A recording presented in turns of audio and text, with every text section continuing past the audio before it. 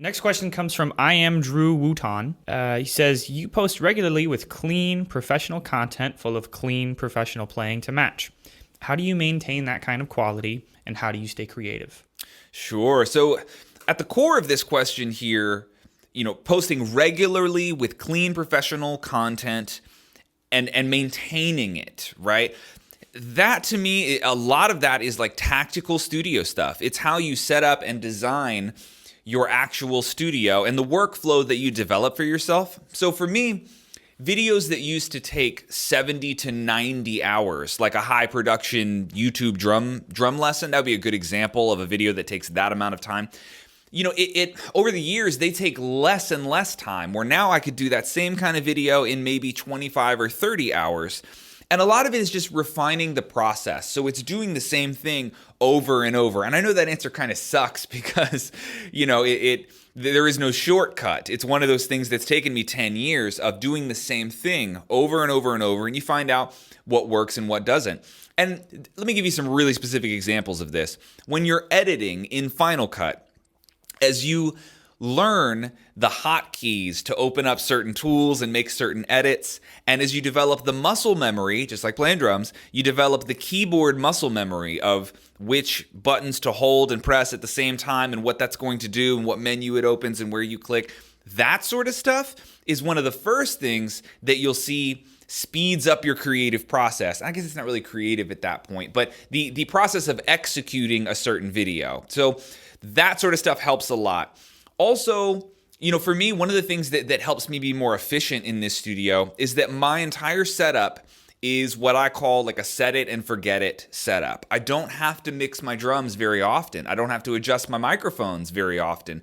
For me, maintaining my sound comes down to tuning the kit, changing heads when it's time to do that, occasionally double checking that my microphones haven't moved or slipped or that sort of thing. How I have this set it and forget it setup in the audio world, I also have that in the camera world, right? So I have taped on the floor many different spots for where my tripods go, depending on what I'm shooting. So I know what the camera angles are. I've memorized which lens is supposed to be here. I've also memorized the camera settings. So on this angle that you're watching from right now, I know off the top of my head that the ISO is 320, the aperture is 2.0, that it's going to be at 30 frames per second, shooting at 1080. Like I have the camera settings actually memorized. And for a while, I had to type that stuff in my phone. That's part of it as well. But as you dial in a lot of these habits, I guess, or these details of your workflow, you will find that over time, a video that used to take you 10 hours to make only takes 6 hours now. And that gets better and better and better as you go. So a lot of it is just refining your workflow over a long period of time. There's really no shortcut necessarily. But for me, efficiency is all about that stuff. Memorizing your settings, taping spots on the floor for your tripods, and all of the details and things that go along with that.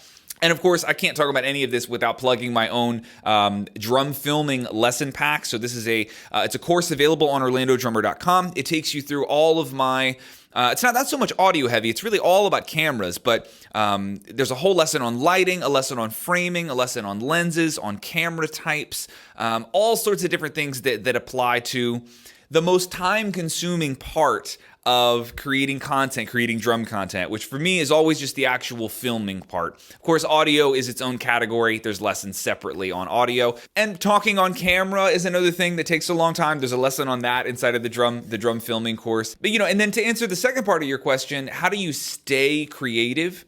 For me, what I like to do, I've talked about this before, I like to sit on my ideas. So to wake up every day and expect that you're going to be creative, that's sort of unrealistic. Creativity isn't like that. It's flirtatious. It's in and out. And sometimes you see it and then you go to, and then you can't catch it that day. And, it's just the nature of creativity. So for me, when I have those creative bursts, even if it's at 1 a.m. when I'm messing around on a laptop, I try to harness those ideas and then revisit them over time. So much of the time when you see a piece of content that I put out, it wasn't like I thought of it that week. I probably thought of it 2 or 3 months ago, and then I refined that idea and sort of I keep like a trophy case of all of my best ideas. And then I sort of pull one down off of the shelf and then try to work on it, refine it, polish it up. And then eventually that's what you see on YouTube. So for me, staying creative is about keeping that shelf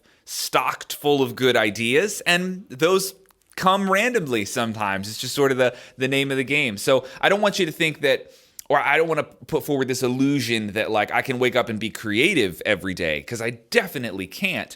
But when I have those creative pops, I archive that idea on a shelf, and my goal is just to keep that idea shelf stocked with ideas, and then you can pull one down and turn that into good content, hopefully. So yeah, hopefully that answers your question, Drew. It was a good one. I hope you enjoyed this clip from the Orlando Drummer podcast. If you're looking for more content like this, head down to the description and check out the free 7-day trial to orlandodrummer.com. There you can poke around and see all of the 160 hours of content that I have waiting for you. You can also download our iOS and Android apps and explore it that way. Free for 7 days. Check it out. I would love to have you on board. Thanks for watching, guys. Bye.